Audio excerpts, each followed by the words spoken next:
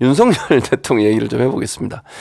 대담 그 한 거 있잖아요. 녹화 대담 그걸 그 재방송까지 했더라고요. 추석 설날 들으셨죠? 저도 일요일인가 아마 재방되는 아침에. 거 봤어요. 어떻게 보셨어요? 아, 그러니까 KBS가 이렇게 대통령의 녹화 방송을 재방까지 할 필요가 있었을까요? 그 시청률 되게 안 나올 텐데 그걸 왜 재방송까지 했을까요? 도움이 될까요? 재방송하는 게 대통령한테? 아 저는 그 처음에 예. 그 방송 보고 네. 저렇게 할 거면 왜 했을까라는 의문이 갔어요. 이게 뭐 해결되는 부분이 하나도 없잖아요. 네, 그렇죠. 그리고 기존에 국민들이 다 궁금해했던 거는 명품 백과 관련해서 맞아요. 어떠한 발언이 나올 입장이 것이냐 나올까. 였는데 그건 질문하는 분도 질문이 좀 시원찮았고 그렇죠. 또 답변도 대단히 만족스럽지 못한 답변이었고 그 질문과 답변을 요약을 하자면 아니 그거 뭐 별것도 아닌데 별것도 아니니까 그렇죠. 그냥 묻고 갑시다 정도의 답변밖에 안 된 거잖아요. 맞아요. 나머지는 별로 들을 게 없었고 더군다나 내용이. 그래서 저렇게 할 거면 왜 했지? 이런 생각이 들어요. 그러니까 박절하게 하지 못해서 옛날 인연 때문에 뭐 아버지 때부터 뭐 어쩌고 저쩌고. 매정하게 끊어내지 못해서. 근데 공직자는 매정하게 끊어야 되는 거 아닙니까? 아니 제가 그러지 않아도 그 얘기를 방송에서 한 번 했어요. 네. 공직자 뇌물 사건 수사하면요. 네. 뇌물 받은 공직자가 다 자기하고 일면식도 없는 사람한테는 절대 당연하죠. 뇌물 받지 누가 않습니다. 받겠어요? 안 받지. 그렇잖아요. 네, 그렇죠. 생판 모르는 사람한테 아유, 불안해서 어떻게 받아요. 네. 다 예전부터 인연이 있거나 아니면 아주 각별한 사람을 통해서 소개받고 적어도 최소한의 어떤 그 스킨십을 쌓은 다음에 신뢰를 쌓은 다음에. 네. 네, 그렇죠. 오고 가지. 그렇죠. 생판 모르는 사람한테 안 뇌물 하죠. 절대 안 누가, 받거든요. 네. 아니 윤석열 대통령께서도 뇌물 사건 수사 많이 해보셨을 텐데 그 매정하게 끊어내지 못했다는 것은 그건 전혀 익스큐즈 될 수 있는 말이 아니잖아요. 그 당연히 뭐 받아도 아는 사람한테 받지. 그러니까 검찰이 수사할 때 잘 네. 아는 사람이 줬으니까 뭐 매정하게 끊지 못했으니까 무혐의처럼 이렇게 안 하잖아요. 그 택도 없죠. 근데 왜 자기 부인한테 그러는 거예요? 자기가 그전에 했던 행동하고 너무 다르지 않습니까? 아니 그리고 객관적으로 보자면 매정하게 끊어내지 못한 건 명품이지 어디 사람이냐고요. 그게 그렇잖아요. 이해를 저 이해가 안 되잖아요. 그러니까 저도 이해가 안 돼요. 근데 그 그렇게 정도로 할 거면 차라리 안 하는 일만 못 하죠. 네. 네. 근데 그렇게 하면 넘어갈 수 있을 거라고 생각한 거잖아요, 지금. 그러니까요. 야, 그러니까 대통령도 그렇지만 그 보좌진들, 비서진들도 이렇게 하면 안 됩니다라고 얘기해야 되는 거 아닙니까, 사실? 그게 잘 안 되는 구조인 거는 뭐 그 전부터 다 알려져 있던 것이고 그래서 사실은 기회가 있을 때마다 저도 비서실장부터 다 바꿔야 된다. 물론 그 전에 있던 1년 6개월 정도 근무하던 김대기 비서실장 김대기 시절에 비서실장. 그런 말씀을 제가 여러 차례 네. 드렸는데 이번 기회에 다 바꿔야 된다. 근데 기회가 몇 번 있었어요. 사실은 청와대의 대통령실에 완전 쇄신의 기회가 몇 번 있었고 경고등이 몇 번 켜졌거든요. 그렇죠. 네. 그런데 사실은 김대기 비서실장은 약간 다른 이유로 교체가 된 것 같고 나머지 참모들은 이거 총선 아니었으면 바뀌지도 않았을 거예요. 그렇죠. 근데 그렇겠죠. 문제는 총선 때문에 수석 비서관 다 밑에 나가고 막 이러잖아요. 행정관까지 우르르 나가면서 바뀌기는 좀 바뀌었는데 바뀐 게 그 전만도 못한 것 같아. 솔직히 말씀드리면 그 전에도 문제가 많았는데 교체돼서 들어간 멤버들이 야 이거는 개선이 아니고 개악 아닌가 개악이다. 이런 생각이 들어요. 그리고 한동훈 지금 비대위원장도 검사를 오래 했고 자기도 수사를 했으니까 이 사안에 대해서 이렇게 대응하는 거 지금 보면 분명히 봐도 문제 있는 거잖아요. 검사의 관점에서 본다 하더라도 이건 범죄 행위라고 볼 수 있고 법적으로 김영란법 소위 부정청탁법 금지법에 위배된 게 명확한데 이렇게 그냥 한동훈 비대위원장 비판 안 하잖아요. 요즘 보면. 거기는 정말 해야 될 일은 안 하고 하지 말아야 될 합니까? 뭐 안 해도 될 거는 열심히 하더라고요. 그러니까 아니 그 연탄 리어카 하나에 몇 명이 붙은 거예요 도대체. 한 4, 50명은 네, 붙은 것 맞아요. 같은데 정작 밀고. 보니까 거기에 연탄은 없어.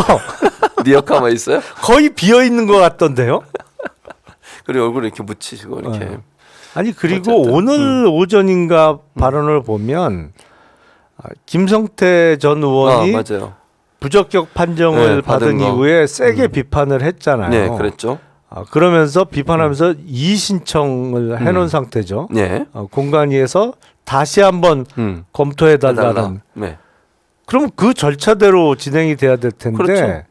오늘 아침에 한동훈 위원장의 발언으로 보면 비대위원장이 그거는 번복은 안 된다는 취지로 얘기를 했더라고요. 그래도 절차는 밟아야 되는 거 아닙니까? 아니 그리고 자기가 왜 대답을 해요? 그렇지. 그거를 비대위원장 자기 하면 안 권한도 아니야. 네, 네. 그래서 제가 그걸 보면서 어떤 기자가 묻길래 저 사람이 저 직전까지 법무부 장관 했던 사람 맞나 싶다. 기본적으로 룰에 대한 인식이 없다 이게. 어? 그렇잖아요. 그렇죠. 정해진 규칙이라는 게 있고 그렇죠. 그 규칙에 의하면 어떤 공천에 대한 불복 신청이 있으면 그걸 답할 사람은 비대위원장이 아니에요. 그렇죠. 근데 왜 자기가 마치 결론이 난 것처럼 얘기를 해. 언급을 하냔 말이죠. 그래서 저 개념이 없구나. 그런 얘기를 했습니다. 네. 네. 그리고 그 낙동강 지역에 있는 분들, 낙동강 벨트라고 보통 얘기하죠. 그 중진 의원들 다 이제 밀어내겠잖아요. 네. 보시면서 어떤 생각이 드셨어요? 밀어내게 하는 모습 보시면서. 이미 발표됐던 국민의힘 경선 룰은 룰이 아니다. 왜냐하면 예. 그 이미 발표됐던 경선 룰에 의하면 그런 조항은 없어요. 없어. 네. 그리고 그런 조정이 있을 수가 없어요. 그렇죠. 그냥 현역 의원이야 3선 이상이면 마이너스 15%. 네, 감점. 뭐 그리고 정말 어떤 부적격 사유가 있으면 컷오프입니다만 그건 7명으로 제한되어 있었고요. 그렇습니다. 근데 이렇게 중진을 돌려막기 하는 내용은 경선 룰에 없었거든요. 이미 국민의힘은 경선 룰이 다 깨진 거예요. 그리고 일로 안 옮겨가면 마치 컷오프 할 것처럼. 근데 컷오프 할 수 있는 근거는 또 없어요.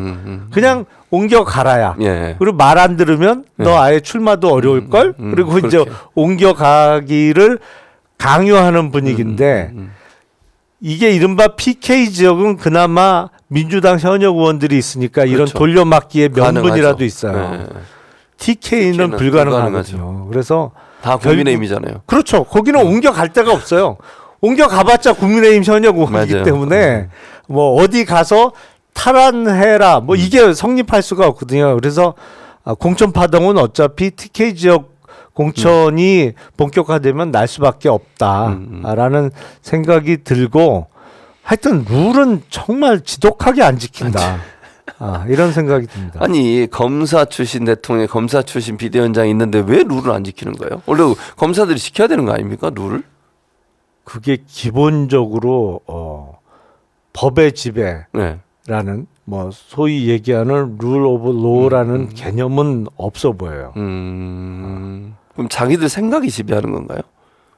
자기 편한 대로 하는 편한 것 대로. 같아요. 나라를 그렇게 하면 안 되는 거 아닙니까? 정당하고.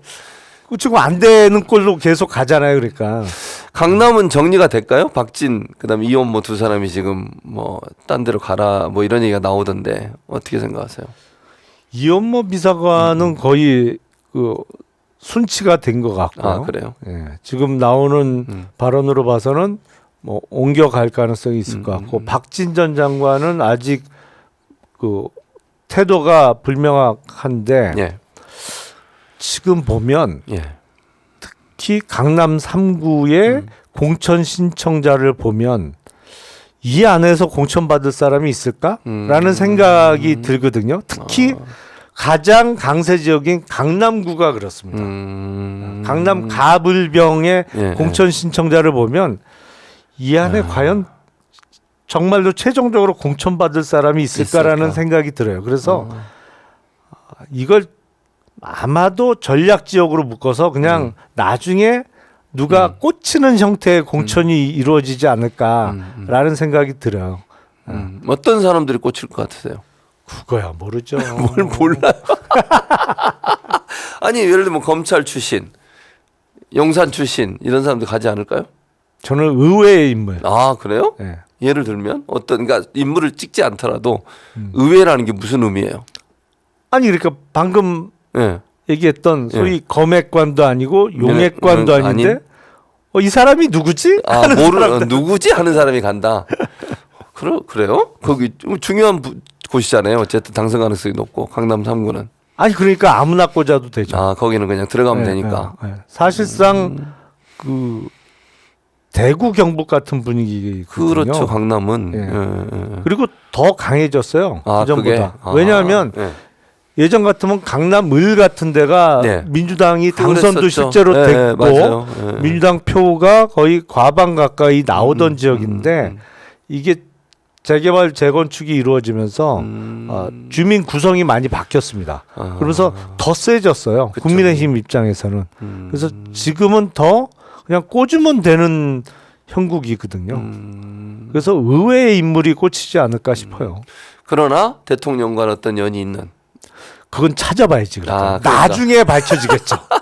당장은 뭐. 그러니까 잘 알려지지 않았지만 예. 또 어떤 형태로든 연이 돼 있는 분이 올 수도 있다. 뭐 그게 이런 대통령일 수도 있고 또 뭐 영부인일 누구? 수도 아, 있고. 예. 예. 그렇죠. 두 분이 같이 하시나요? 정치를? 그건 아닌가요? 각각 역할 분담을 하든지 지역 분할을 하지 않을까요? 아, 그렇군요. 알겠습니다. 위험하니까 이 정도에서 야, 얘기를 여기까지만. 여기까지 말하는 게 좋을 것 같아요. 자, 그럼 이제 아니 뭐 여기도 눈치를 봐요. 아 저요? 저도 하는데. 그러니까 이제 그럼 결국 자 이번 총선에서 예를 들면 이제 국민의힘이 과연 윤석열 심판론이 윤석열 정부의 심판론이 크게 불 가능성이 있잖아요. 네. 그러면 어쨌든 개혁신당도 거기에서 일정 부분의 이익을 얻을 수 있을 거고. 근데 국민의힘은 과연 어떻게 될까요? 과연 이번 총선이 끝나고 나면 국민의힘에 어떤 결과의 성적표가 올 것 같으세요? 제가 보기엔 국민의힘이 세 자릿수 그러니까 100석을 넘기면 예. 선방했다는 선방이다. 평가를 받을 거고요. 두 자릿수면 사실은 사상 최초의 보수 정당이 총선에서 두 자릿수를 획득하는 거잖아요. 지난번 2020년 총선이 최악의 성적표였는데 그때 그래도? 103석 했거든요. 예. 그러니까 지역구 84개, 비례 19개 예. 예. 했는데 두 자릿수라면 그 기록을 깨는 거죠. 예. 그러니까 예. 누가 봐도 참패당했다는 평가를 받을 수밖에 없을 거고 그렇게 되면 선거를 지휘했던 한동훈 비대위원장은 이제 타워팰리스로 돌아가셔야 될 되고. 거고 네. 그리고 아마 내분이 세게 일어나겠죠. 그럴 수밖에 당내. 없을 거고 두 자릿수 그러니까 지역구와 비례 합쳐서 두 자릿수가 되면 이 위성 정당이 합치지 않으려고 할 가능성이 높아 보여요. 아, 그래요? 예. 그래서 독자적으로 다른 세력과의 연대를 도모할 수도 있겠다. 좀 정치적 상상력을 발휘하다 보면 왜냐하면 이게 떨어져 나온 위성 정당이잖아요. 그렇죠. 근데 본가가 망했어. 그 망한 집에 도로 들어가고 싶겠냐고요. 차라리 독자 생존을 하면서 아니면 딴 데하고 연합해서 교섭단체를 구성을 해서 우리끼리 해보자. 뭐 이렇게 될 가능성도 있지 않을까. 그러면 싶어요. 개혁신당과 연합할 수도 있잖아요. 끝나고 그럴 나서. 수도 있겠죠. 근데 그 사람은 좀 봐야겠죠. 어. 공천을 그래도 좀 잘해 놔서 거기서 뽑힌 사람들이 22대 국회에서 활약을 할 만한 좋은 재원들이 좀 있다. 그러면 개혁신당에서 흡수 통합을 할 수가 있을 거고, 야 이거는 아니다. 이건 아니다. 이건 뭐 망고에 써먹을 데가 없다 싶으면 좀 그건 아닐 거고. 예. 그러면 윤석열 대통령의 네임덕은 확실히 올 거 아니에요. 그거는 그런 뭐 상황이 어느 되면. 쪽이든 강도의 세기는 차이가 나겠죠. 만약에 총선 참패를 하면 뭐 바로 오는 거고 선방했다고 하더라도 이제는 대통령 임기보다는 이번에 선출되는 국회의원 임기가 더 길게 그렇죠. 남았기 때문에 맞아요. 그 레임덕은 피할 수 없겠죠. 피할 수 없다. 예. 그럼 국제 운영을 할 수가 있을까요? 3년이나 남았는데. 지금도 하는데요. 뭐. 지금 100 뭐 몇 석이잖아요. 110석인가? 100. 아니 근데 네. 이게 국정 운영의 스타일이 확 바뀌지 않는 한 의석수와 관계없이 그 좀 힘든 거 아닌가. 근데 라는 생각이 그러면 들어요. 만약에 참패를 하거나 국민의힘 내부에서도 대통령실에 쓴소리 한 사람 나오지 않을까요? 바뀌어야 된다라고? 그냥 납둬도 나올 겁니다. 선거 끝나면 자연스럽게. 예, 그때 가서 막 나올 거예요. 지금은 분출되지 않고 눌려있던 게 그때 분출이 될 거다 그때 되면. 아니 그러니까 작년까지만 해도 네. 뭐 전화 몇몇 사람 빼고는 뭐 네. 김건희 특검법은 입에도 그랬었죠. 국민의힘에서. 입에서 네. 꺼내지도 않았습니다만 이제 선거 끝나면 너도 나도 다 얘기할 거야 아마. 그럼 확실히 이제 내임덕이 올 거다. 이렇게 전망하시는군요. 어쨌든 선거가 어떻게 결과가 나올지 모르지만 선거 결과에 따라서 전국이 많이 요동을 칠 것 같다. 네. 이런 말씀을 드릴 수 있겠습니다. 자, 거의 뭐 한 5분 정도 얘기 나눴는데 개혁신당 잘 되길 바래요. 예, 잘 될 겁니다. 웃지 약간 말고 좀 응원 좀 걱정돼요. 해봐요. 응원 아, 진짜 좀. 내가 걱정돼서 그래요. 네? 내가 진짜 걱정됩니다. 아니 또 싸울까봐. 이낙연 전 대표하고 이준석 대표 두 분이 대표이자 공동 대표가 또 부딪힐까봐 아이 그럴 일 없어요. 두고 보겠습니다. 어쨌든. 아니 김용남 의원이 네. 좀 불쌍해서 그래요. 그래서 그게 싸울까봐. 그 부잣집에서는 네, 네. 원래 뭐 상속 놓고도 싸우고 그렇죠. 재산 싸움도 하지만 네. 저희 뭐 가진 것도 아무것도 없는 가난한 집에서 뭘 갖고 싸워요. 원래 그리고 가난한 집안이 우애는 좋아요. 예, 그러길 바라겠습니다. 제가 뭐 덕담을 해야지 뭐 여기서 악담을 할 수는 없고 잘 되길 바라겠습니다. 네. 김용남 의원이 어쨌든 좀 잘 풀렸으면 좋겠어요, 개인적으로. 네. 여기 고맙습니다. 마음고생 많이 하시고 국민의힘에서 나와가지고 왔는데 또 이렇게 또 이상해지면 안 되잖아요. 오렌지 색깔 이렇게 하고 계시는데 잘 되시기 바라겠습니다. 예, 고맙습니다. 예.